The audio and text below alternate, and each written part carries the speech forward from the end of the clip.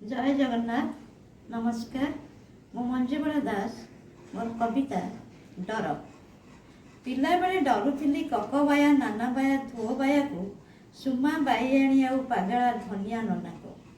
डरुथिली भूत प्रेत कंचा डाणी आउ मशाणी भुई को जेउठी चुड़ुगुणी जुई निआरे सेके तार उतिआणी पिला को। अझट हेले जेजेमा मोर ककबाया धुओबाया आउ आउ बाया मानकु डकाई शुआई देउथिला मते तार उषुम कोଳରେ। स्कूल गला परे खूब डरुथिली सारको नहका बेतको। डरुथिली बापाको आकट और बोउर गाड़ी को। डरुथिली सापको बेगको निशला नाली नाली असरपा और सतसत करुथिबा झिटिपिटी मानकु। डरुथिली नाली पगड़िया सबाखिया खेला और पुलिस वाला।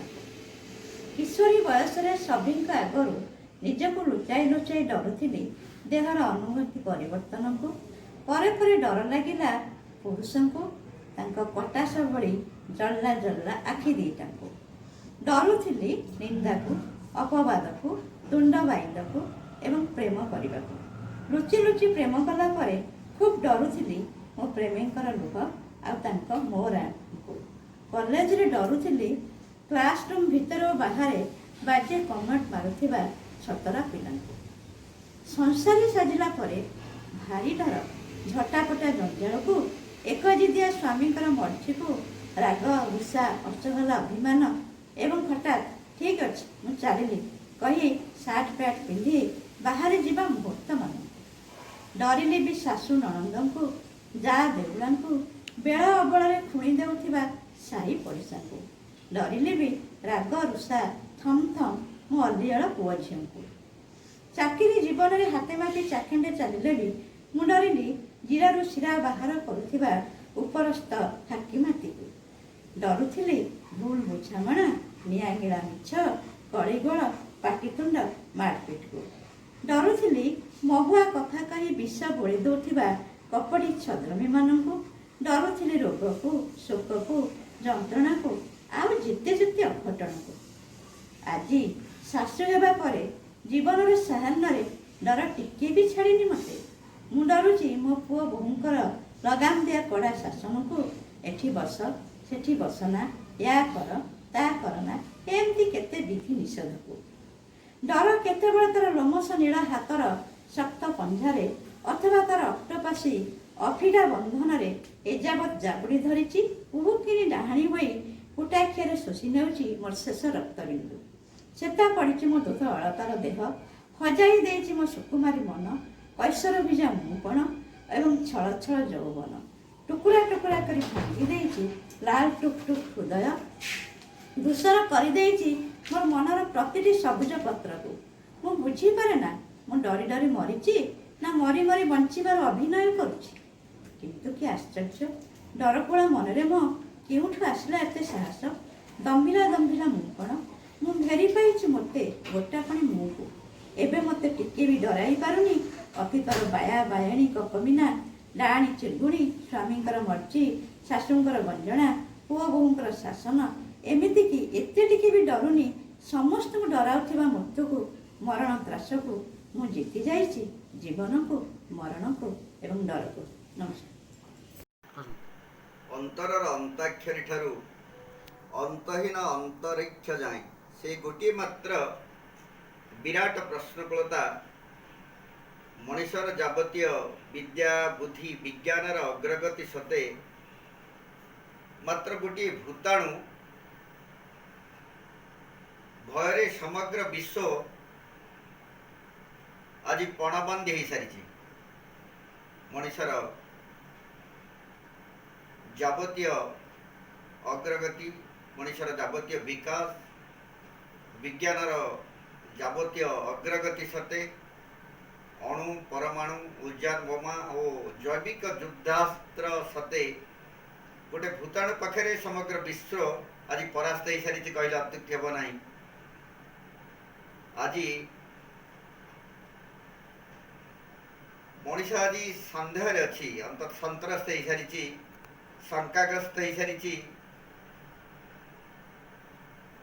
समग्र विश्व आज पणबंदी हो सारी गोटे भूताणु पाखे मनीषर ग्रह ग्रहांतर यात्रा निरर्थक हो सारी आज गोटे सामान्य भूताणु जीवजगत को संत्रस्त करिछि शंकाकूल करिछि एवं अंततः विकसित राष्ट्र विकासशील राष्ट्र दरिद्र राष्ट्र भली धनी निर्धन समस्त मनीष आज एकाकी ठिया होइछि गोटे आशंकित मुद्रारे जीवन निराशारे निरानंदरे क्रमशः परिणत होउछि।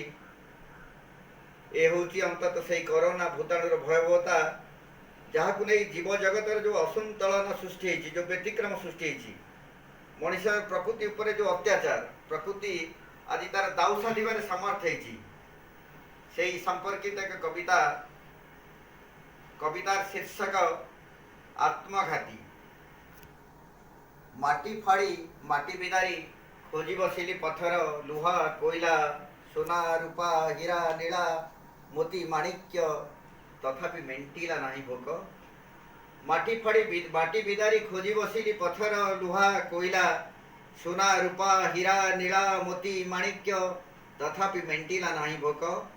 पानी की कली गोड़िया पवन रे बिंचिली सर्वनाशर बीज आलोकरे असंभव ढहक आकाशरे युद्ध विभीषिकार नित्य नूतन अभियान प्रतिनियत पोथी चली प्रलय रिषाण अणु परमाणु गुली गोला बारूद कमाण अणु परमाणु गुली गोला बारूद कमाण एबे आम फाड़ी चाहिए माटी खाँ खाँ आकाश पवन पोचरा डस्टबिन आलोक उत्तप्त उत्क्षिप्त एबे आँ फाड़ी चाहिए माटी खाँ खाँ आकाश पवन पोचरा डस्टबिन आलोक उत्तप्त उत्क्षिप्त पानी विषाक्त अनायत पानी विषाक्त अनायत जन्म जन्मांतर उत्तराधिकार सूत्र रे पाइथिली जेतिकी माटी पानी पवन आलोक ताकू खर्च करिछि अबाटरे सजतने सजई पारिनी सजतने साइती पारिनी निज पाई 14 पा निरापद भूई अथच भेदी चली 14 ब्रह्मांड प्रिय प्रियतम पृथ्वी की नात मारी जारी रखिछि अभ्यासगत जुलम जारी रखिछि अभ्यासगत जुलम। ग्रह ग्रहांतरे खोजी चली नुआ नुआ ठिकाना ग्रह ग्रहांतरे खोजी चली नुआ नुआ ठिकाना रावण भोड़ी स्वर्ग को तैयारी करुची सीढ़ी मंगल रे खेल घर चंद्र रे रेस्तुरा बृहस्पति रे चाषबास नक्षत्र को देइची सारा निकटे देवी आलोक वर्षर दूरत नक्षत्र को देइची सारा निकटे देवी आलोक वर्षर दूरत पंजुरी प्राय छोटे आनिबी आकाश पंजुरी प्राय छोटे आनिबी आकाश माटी पानी पवन आलोक सबुठी रचुची एबे नियार श्रृंगार केवल आत्मघातर माटी पानी पवन आलोक सबुठी रचुची एबे नियार श्रृंगार केवल आत्मघातर। मुसेई अकवि कालिदास मुसेई अकवि कालिदास जो डाल रे चढ़ी बसिबी सेई डाल हाणिबा मोर पुरुणा अभ्यास सेई डाल हाणिबा मोर पुरुणा अभ्यास सेई डाल हाणिबा मोर पुरुणा अभ्यास। चमत्कार कवि विभूतिभूषण ग्रहाचार्य मो कवितार शीर्षक माँ मार आखि कणरे बुंदे लोहई झुलुछि मो जीवनर सब दुख मार आखि कणरे बुंदे लोहई झुलुछि मो जीवनर सब दुख आम घर सुख पाई निजक उछक्क करी दाण्ड दुआरे मुंडई बसिछि धैर्यर पहाड़ ठाकुरंक पाद तले समर्पी जीवन टाली देइछि छोट बड़ विपद टाली देइछि छोट बड़ विपद हातरे पुण्यर बती धरी भय आशंकार नील नई नहीं से आगकू चली हृदयर संज जाली मागुछि मंगल माँ धर्म दुआरे ठिया ही आम ई संसार पाई आम ई संसार पाई हातरे ता मुठा मुठा मोह हातरे ता मुठा मुठा मोह अंजलाए स्वप्न घर मंदिर रे बसी अहरह जालुछि से रीतिर अखंड प्रदीप अहरह जालुछि से रीतिर अखंड प्रदीप ଭୋକର ପେଟକୁ ମୁଠେଇ ମୋ ଶୈଶବକୁ କୋଳରେ ଧରି ମୋତେ ଶୁଣେଇଛି ଅନେକ ବୀରତ୍ୱ କାହାଣୀ। ଗପ ରାଜାରାଣୀ ଆଉ ସାତ ତାଳ ପାଣି ସିନ୍ଦୁର ଫରୁଆ କଳା ଭଅଁର ବୁଢ଼ୀ ଅସୁରୁଣୀ ମାଟିରେ ସେଜ ପାରି ପିଠି ଥାପୁଡ଼େଇ ମା ମୋ କଣ ହାତରେ ଧରି ଦେଇଛି ଶରଦ ଶଶୀ। ପୁଣି ଶୁଣେଇଛି କେତେ ନାନା ବାୟା ଝୁମୁକା ଓ ପେଁକାଳି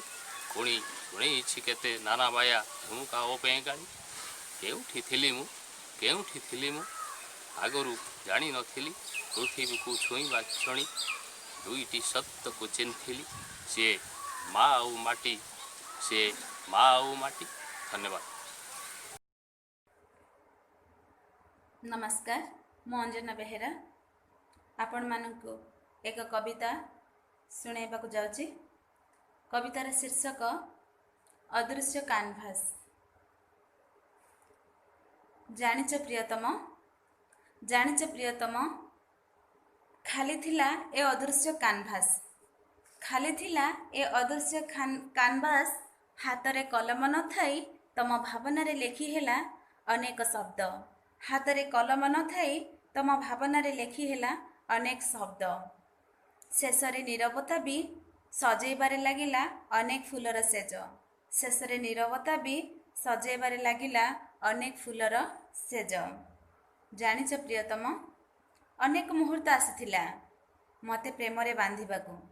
ସବୁ ଫିକା ଲାଗୁଥିଲା। କୁହ କେମିତି ଫିକା ଲାଗିବନି? ଯାଜ୍ଞସେନୀଙ୍କୁ ଜୟ କରିବାର ଭାଗ୍ୟ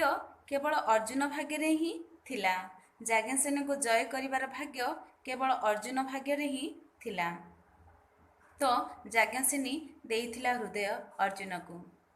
ଜାଣିଛ ପ୍ରିୟତମ, ଏ ରଙ୍ଗ ବେରଙ୍ଗ ସୃଷ୍ଟିରେ ମୋ ହୃଦୟର କାନଭାସଟି କେବଳ ଏକ ଧଳା ଫର୍ଦ୍ଦ ପରି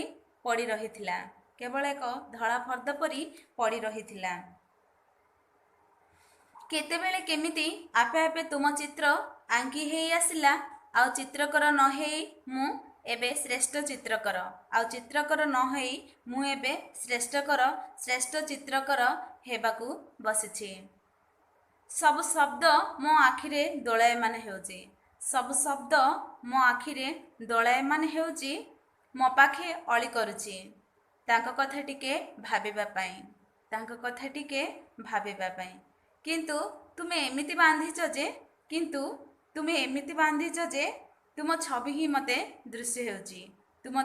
ମୋତେ ଦୃଶ୍ୟ ହେଉଛି। ହାତ ବି ଏବେ ସପ୍ତରଙ୍ଗରେ ତୁମ ଚିତ୍ର ହିଁ ଆଙ୍କୁଛି। ଧନ୍ୟବାଦ। ସମସ୍ତ ସାରସ୍ୱତ ସାଧକ ସାଧିକା ଗଣଙ୍କୁ ମୋର ଶୁଭେଚ୍ଛା, ଅଭିନନ୍ଦନ। ମୁଁ ସୌଭାଗିନୀ ନନ୍ଦ, ଜୟପୁର, କୋରାପୁଟ। ସାହିତ୍ୟ ପ୍ରକୃତରେ ଏକ ଖେଳ, ଏକ ଲୀଳା ବିନୋଦ। ହୃଦୟରେ ପରାଜୟର ଗ୍ଲାନି ଓ ଆତ୍ମାର ଅଦୃଶ୍ୟ କ୍ଷତମାନଙ୍କୁ ଧରି ଶବ୍ଦର ଅସୀମତାକୁ ଛୁଇଁ ଆସିବାର ଖେଳ। ସାହିତ୍ୟ ବହୁରୂପୀ ଏକ ତଲ୍ଲୀନତା। ପିଲାକୁ ଯଦି ପଚରାଯାଏ ମା କଣ, ଭକ୍ତକୁ ଯଦି ପଚରାଯାଏ ଭଗବାନ କଣ, ପ୍ରେମିକ ପ୍ରେମିକାକୁ ପଚରାଯାଏ ପ୍ରେମ କଣ, ତେବେ ସେମାନେ ତାର କି ଉତ୍ତର ଦେବେ? ଏଣୁ କାଗଜ ଉପରେ ଲେଖାଯାଉଥିବା କିଛି ଅନାବନା ଶବ୍ଦର ସମାହାର ସାହିତ୍ୟ ନା, ମନର ଅତଳ ତଳେ, ହୃଦୟର ଗଭୀରତମ ପ୍ରଦେଶରେ, ଆତ୍ମାର ନିଭୃତ ନିଳୟରେ ଢେଉ ଭାଙ୍ଗୁଥିବା ଅନନ୍ୟ ଅନୁଭବର ନାଁ ହିଁ ସାହିତ୍ୟ। ସାହିତ୍ୟ ପ୍ରକୃତରେ ଏକ ଅନୁଭବର ନାଁ ହିଁ ସାହିତ୍ୟ। ଆସନ୍ତୁ ଏହି ଅବସରରେ ଶୁଣିବା ମୋର କବିତାଟିର ଶୀର୍ଷକ ସାହିତ୍ୟ। ସାହିତ୍ୟ ମୁଁ ଲେଖି ବସେ ସାହିତ୍ୟ, ପାଏନା ତା ଥଳକୂଳ, ଜାଣିନି କେଉଁଠି ତା ଆରମ୍ଭ ଓ ଶେଷ। ସାହିତ୍ୟ ପ୍ରକୃତରେ କଣ? କୁହ ଆହେ ସାହିତ୍ୟିକ ଗଣ। କଳ୍ପନା ନା ବାସ୍ତବ, ସୃଜନ ନା ପ୍ରଳୟ, ମିଳନ ନା ବିରହ, ମୋହ ନା ମୋକ୍ଷ, ପ୍ରାପ୍ତି ନା ସନ୍ଧାନ, ମନରେ ଉଙ୍କି ମାରେ ସେହି ସାହିତ୍ୟାନୁରାଗୀ ପ୍ରାଣର ବଚନ। ସାହିତ୍ୟ ସତ୍ୟର ଅନୁରୂପ, ପ୍ରାଣର ମଧୁର ପ୍ରବାହ, କୁହାଯାଏ ପ୍ରେମ ହେଉ କି କ୍ରୋଧ, ବିଦ୍ରୋହ କି ବିନୟ, ଅନୁଭବ ଯଦି ଆତ୍ମିକ, ଉଚ୍ଚାରଣ ଯଦି ଆନ୍ତରିକ, ତାହା ହିଁ ସାହିତ୍ୟ। କବି ହେଉ ବା ରାଜା, ସାହିତ୍ୟ ପାଇଁ ଉଡ଼େ ତାଙ୍କ ଧ୍ୱଜ। ସାହିତ୍ୟ ପାଇଁ ଆଜି ଆମେ ଆମନ୍ତ୍ରିତ। ଏ କବିତା ଆସର ହେଉ ସାଫଲ୍ୟ ମଣ୍ଡିତ। ଏ କବିତା ଆସର ହେଉ ସାଫଲ୍ୟ ମଣ୍ଡିତ। ଧନ୍ୟବାଦ।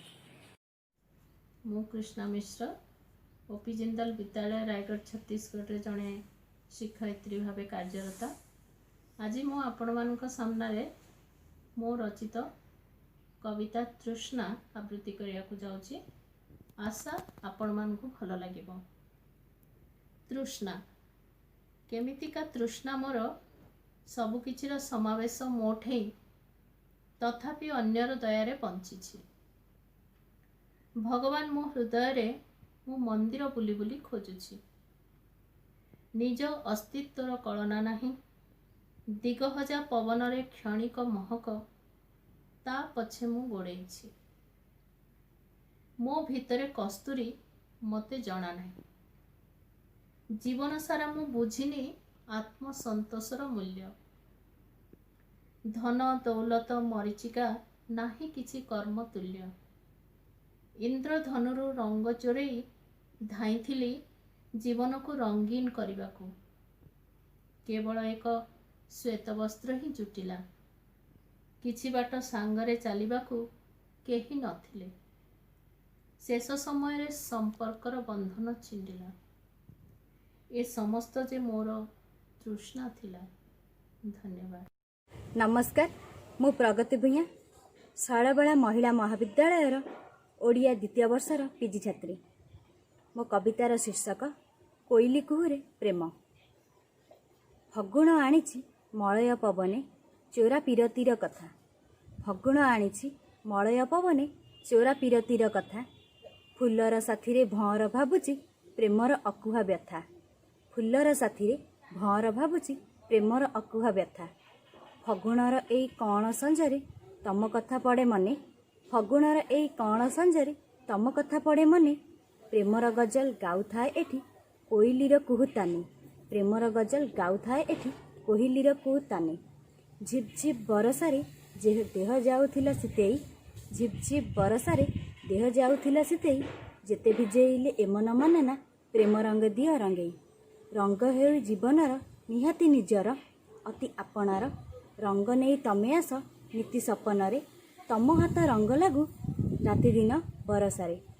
ମୁଖାଲି ସିନ୍ଥିରେ। ଧନ୍ୟବାଦ।